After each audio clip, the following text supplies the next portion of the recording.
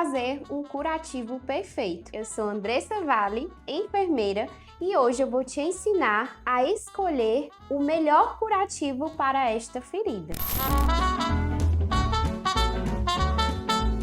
No vídeo de hoje vocês vão aprender quais são as coberturas mais utilizadas, quais são as melhores escolhas para fazer a hidratação da pele, quando eu tiver uma pele ressecada, quando eu tenho uma pele com exudato. Então, hoje vocês vão estar aprimorando realmente em relação a esses conhecimentos.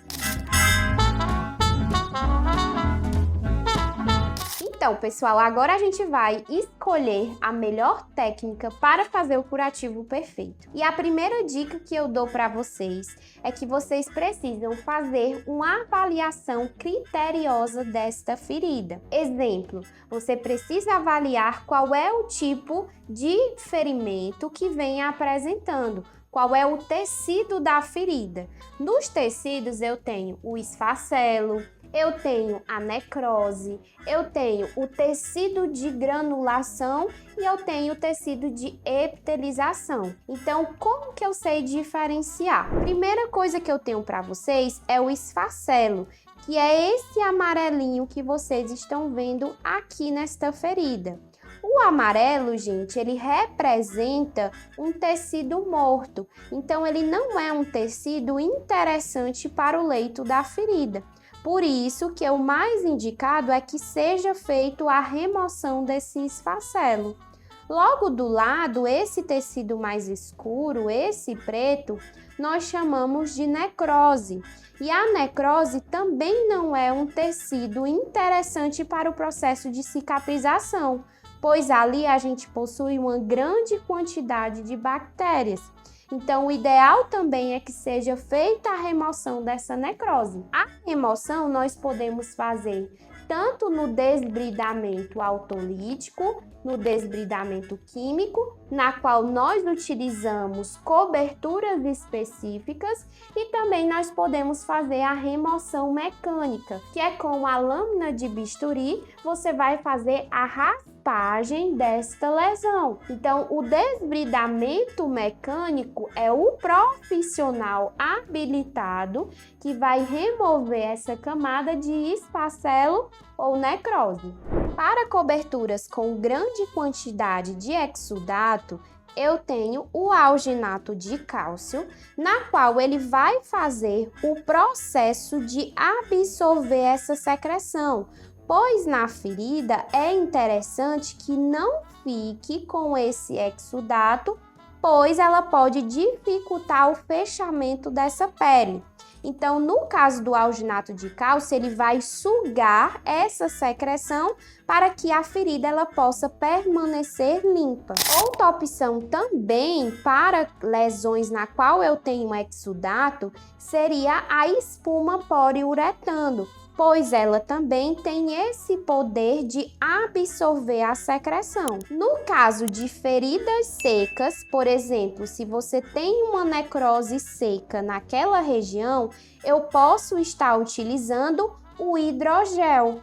Essa palavra hidro vem de água. Então, por exemplo, quando eu tenho uma lesão seca, eu vou precisar da água para que eu possa manter o meio úmido e assim facilitar no processo de cicatrização da pele. Então, no caso do hidrogel, é uma ótima cobertura para feridas secas. Caso eu tenha uma ferida que possui odor, ou seja, mau cheiro na lesão, muitas vezes uma ferida infectada ela pode ter tanto a secreção quanto o mau cheiro. Nesse caso, eu indico para vocês estar sendo feito o uso do carvão ativado, que ele tem um potencial de tirar esse odor e drenar também essa secreção. Então, ele absorve a secreção que está naquela lesão. E quando tiver o caso de necrose, é interessante que seja realizado o desbridamento químico.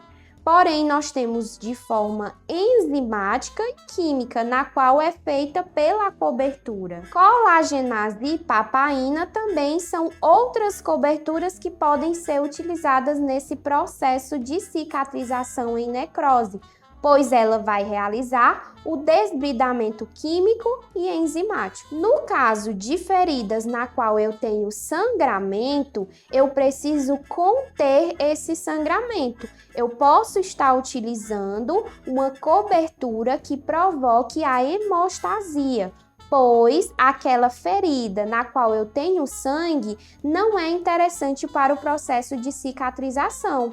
Uma indicação que eu tenho para vocês é o alginato de cálcio, pois nessa cobertura ela tem o poder de hemostasia dessa lesão, ou seja, ela vai conter o sangramento. Então, pessoal, cada ferida ela tem a sua individualidade e assim nós devemos avaliar para que eu possa escolher a melhor cobertura específica e sempre fazer o curativo da região menos contaminada para a mais contaminada. Lembrando que cada curativo vai ser de acordo com o que a minha lesão apresenta.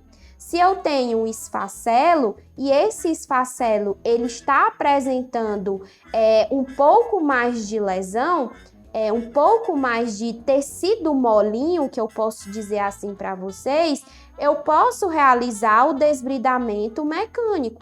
Então, eu venho com uma laminazinha de bisturi e vou fazendo o raspado dessa lesão. Aí vem a pergunta: Andressa, não dói quando eu faço o desbridamento? Gente, tanto no esfacelo quanto na necrose, eu tenho tecido morto. Então, como é um tecido morto, a pessoa ela não vai sentir dor, a não ser que você pegue em alguma região que eu tenho vascularização, que às vezes pode acontecer, né? Na hora que você tá ali fazendo o desbridamento, tocar em uma parte ali da pele na qual tem vascularização, um tecido bom. Aí nesse caso, realmente, a pessoa ela vai sentir um desconforto, né? Vai sentir aquela fisgada, porque você tá com a lâmina de bisturi. Então, nesse caso, tem que ter muito cuidado quando for realizar a técnica do desbridamento. Você precisa de habilidades, porque assim você evita com que tenha uma inflamação, né, nessa região da ferida daquela pessoa quando você traumatiza aquela pele. E assim eu finalizo com vocês, tá, gente? Dando várias diquinhas. Então, peguem essas dicas e realmente ponham em prática. Então, gente, não esquece, curte esse vídeo, compartilha com seus colegas, que assim vocês vão adquirindo muitos conhecimentos. E até logo! Um beijo!